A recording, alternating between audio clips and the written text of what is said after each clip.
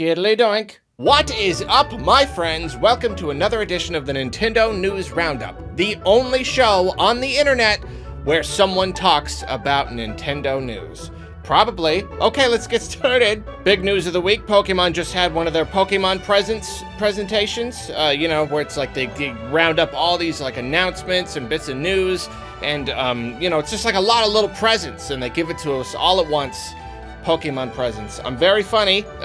There were a couple smaller things in there. Mamoswine and Sylveon coming to Pokemon Unite. Pokemon Unite is also launching September 22nd on mobile. Pokemon Cafe is, I suppose, just becoming, it's just like an update to the game. Pokemon Cafe Remix. It's just new stuff, so that's pretty cool. But then, of course, there's the stuff everyone wanted to see. Go check out my whole entire discussion video if you want my full thoughts on Diamond and Pearl and Legends Arceus and all that stuff. But real quick, just to run through it. They talked about all the fun features in Brilliant Diamond and Shining Pearl. Apparently, the Pokeball bedazzling thing where you put the stickers, that was a thing in the original game. Did not remember that. Absolutely did not remember that. But that's still pretty cool. A new feature is the addition of these Pokemon dens where you can place different statues in your secret base, and it will open up these dens, and it's populated by different Pokemon. That's pretty cool. Lots of other features and stuff, and along with the games, they're releasing a new version of the Switch Lite with the legendaries on it. Looks pretty neato. And then it was what we've all been waiting for, stuff on Legends Arceus. This was a much deeper look into the game.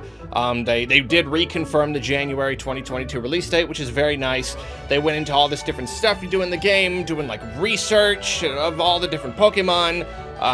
They showed off a couple of brand new Pokemon, some new ones, some regional variants, so that's very fun. They reveal that you can mount some of these and ride around and swim around and fly around, which is very, very cool. For me, the big highlight was showing off the new battle system. This is it. This is the real meat there. This is what I want. Whole new, if you're watching this, you saw it. You saw, I don't have to go into detail, but yeah, basically some new options with battle. You can do a fast or a powerful style, and it's great. I've already talked about it, but I'm very happy. I just want more stuff to do in the turn-based combat, more strategies to consider. Very cool. Game is looking a lot better than it did before. Still rough around the edges in a lot of ways, but I am very excited to play it. That was it for the Pokemon presents, but we got more stories here. So last week we talked about how for a week in Japan, Nintendo took the top 30.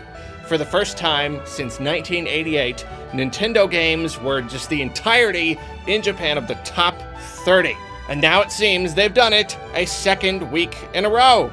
They just did it again, still the top 30, and now, you're setting a record now, you're setting a thing now. The bar is pretty high. Is it gonna go for a third week? Nintendo just launched a demo for WarioWare Get It Together. Did they announce they were gonna do one ahead of time? I don't remember hearing about a demo, but whatever the case, the demo is there now, which is very cool. I'm not a big WarioWare fan, but everybody I see talking about it on Twitter is just saying great things about it. It sounds like this is, I don't know, it sounds like for WarioWare fans, this is just it's just a cool thing. I'm really happy for you guys. Kane wants to play it, and he's like, are you gonna do a review? I'm like, nah, I don't want to do a review of that. You do it. You do it yourself. You do it yourself, Kane. I'm not mean to Kane. Make jokes about it. I'm not mean to Kane. I love Kane. Look at him. Look at his sweet face. Don't you just want to kiss it? Nintendo is continuing to post a whole bunch of stuff about Metroid Dread. They did another one of those reports talking about her special abilities and stuff and doing even more dives into the old content. But the best part about this week is that they released some like high-res art, like Super Metroid style art of like Samus and Kraid and Ridley and stuff. And it's just really, really cool. It's just really, really neat whenever you get high-res official art of anything. And look at them. They're beautiful. Don't you just want to kiss him? So last year we were talking about the Flex accessibility controller, and rollout has been a little bit slow to various territories, but now it is officially available in the US, which is very, very, very cool. It's a very cool device. So many different options and things and to buy and hook into it just to fit anybody's needs. Tekken director Katsuhiro Harada apparently has a bar and has a YouTube channel where he just takes place in the bar and he interviews people and stuff. And I don't think I did report on this because at one point he was talking about how he'd love to have Sakurai on, but like kind of jokingly, but Sakurai came on the show. So we have that, and there were, lots of little just tidbits. It was like interview style, and it's very fun. The two highlights that everyone seems to be talking about, one of them is that Sakurai apparently is not a big fan of memes. He doesn't like how you can just take someone's face and just put your own words to it. He doesn't like that. It feels kind of disingenuous. He doesn't want the idea. He doesn't like the idea of someone putting words in his mouth. I can kind of understand that. You know, he's a bit of a private person. You know, he probably doesn't really get what we do here, you know, on the internet with all the weirdness of the memes and whatnot. Can't necessarily blame him. I would say even more interesting though, he doesn't drink water. I'm having a hard time grasping this. Water is the #1 thing our bodies need. Apparently when he drinks water, it makes him sick. So he just drinks Coke Zero instead. That's so worrisome. Is that a condition? You gotta go to the doctor if drinking water makes you sick. You need water to live. I can't. That's weird. I don't know what else to say about that.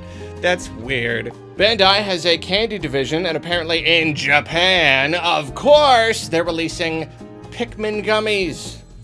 Pikmin, you can look at the Pikmin Gummies. Look at the Pikmin Gummies. I want the Pikmin Gummies. Look at you got a white one. Apparently the white one is rarer, and it's like sour, because it's like white Pikmin. They're like poison. It's so cute.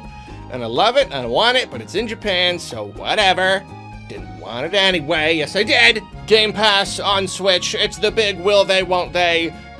Probably not, but we still can't let go of the idea, maybe just because so many surprising things have been happening, especially coming out of Microsoft.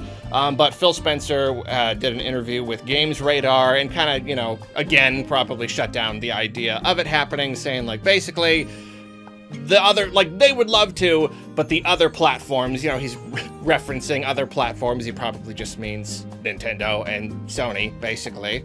They don't want it. He says, we have no plans to bring it to any other kind of closed platforms right now, mainly because those closed platforms don't want something like Game Pass. There's a ton of open platforms out there for us to grow in, web, PC, and mobile, so all of our focus, frankly, is on those platforms. Again, makes sense. Why would Nintendo or Sony want Game Pass on their thing? Doesn't make any sense, so it's not gonna happen. But oh well. But if you can't get the Xbox games on the Nintendo, you can get the Nintendo games on the Xbox.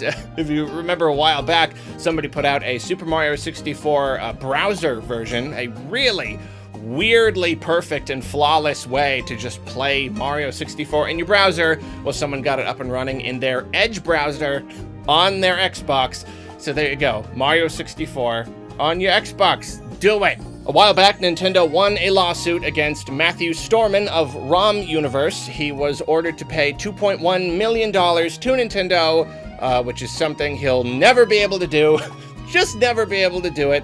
But it's clear that they were just kind of making an example of him, which is really annoying. And it's as usual, it's one of those things where it's kind of like, you know, I mean, like, game preservation, all that stuff is important. The big companies are usually, it's a whole nasty thing. I want to defend him more, but at the same time, he's really not being smart in this whole thing. If you recall, he decided to go up against a giant multi-billion-dollar corporation with no lawyer representing himself. And now he's making the problem even worse for himself. Nintendo wanted to file an injunction against him. I don't know exactly what that means. I looked it up. It's a thing. The court said no, but apparently recently he's been kind of teasing the idea of bringing the site back, like just not ruling it out that it might come back, and you know, opening his mouth.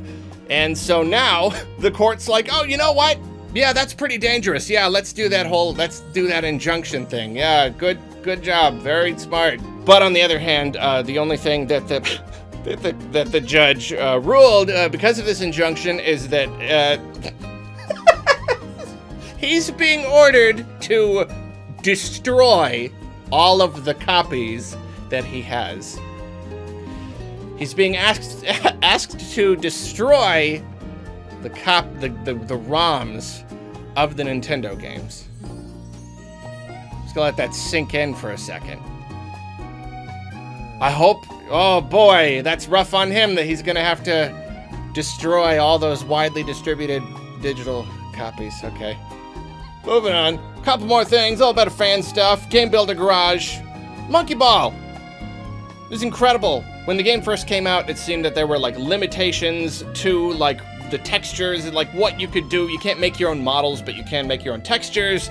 And people are just going nuts with the limited tools that they have, because look at this, look at the monkey ball. It looks incredible, it's awesome. And then if you recall, Lego has got their whole Lego ideas thing where you can propose Lego sets, and if they get approved, then they get shown off to the actual people at Lego so that they can say no and not make Legos out of them. It's a whole thing. Sorry, but we got two cool things here. One is for a Lego, like Wii Sports Resort, like a Woohoo Island kind of thing. That's pretty neat. And then you got the Metroid Dread, look at that. Lego Metroid Dread, not gonna happen. But it's so cool, and even though it's not gonna happen, I still appreciate that people are willing to make this stuff and to go for it and to submit it, and it's really cool. If anything, because I like looking at it. Look at that, it's really cool. One of these days, Lego should just surprise us and just pick one of them. So we never know. Like, gosh, it really could happen. It really could happen. Anyway, that's it. That's it for the news roundup. We're done. We're done. Thank you for joining me, and I will see you again next week for another Nintendo News Roundup, like the thing that you just saw, but again, and with new news. It's a whole thing. It's kind of how it works. Different every week. Goodbye.